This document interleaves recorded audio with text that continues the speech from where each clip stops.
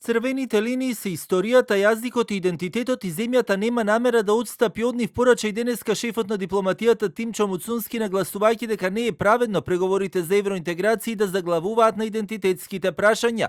Иако Муцунски вели, има во континуитет постојан диалог со сите засегнати страни во процесот за проширувањето, а владата ги користела сите позиции кои стојат на располагање. Сепак посочи изминатиот период поради колективните одмори и во Брисел немало конкретни средби и чекори за преговорите.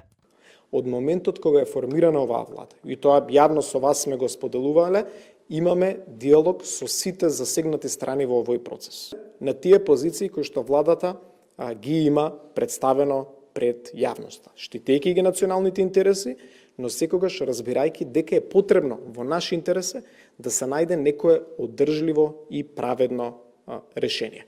Во моментот, ако ме прашувате, дали во последните неколку недели имало некој конкретен диалог, одговорот би бил не, затоа што во последните неколку недели генерално и во земјите членки на Европската унија и европските институции имаше еден период на колективни годишни одмори кои што се користеа. Но верувам дека во периодот кој што следи има најави за повеќе посети.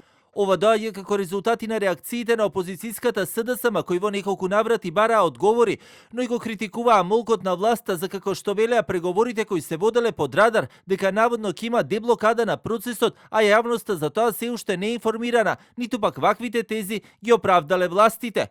Во 100 дена отчет пак ниту бугарскиот премиер Радев не ја пропушти темата Македонија, каде посочи дека официјална Софија ги поддржува евроинтегративните процеси на земјата, но не безусловно, и дека властите во Софија се залагаат за активна, принципиелна и национално одговорна билатерална дипломатија со Македонија и дека владата, предводена од премиерот Радев, ги поддржува добрососедските односи, но тие се поврзуваат со исполнувањето на превземените обврски со реалната заштита на правата на бугарите во Македонија. Отчетот за 100 дена владење на Радев беше содржан во 208 страници, а најдена сериозни критики и кај бугарската опозиција. Новата стратегија на Румен Радев за надворешна политика на Бугарија до 2030 доаѓа во време на интензивни разговори за деблокада на европскиот пат на Македонија.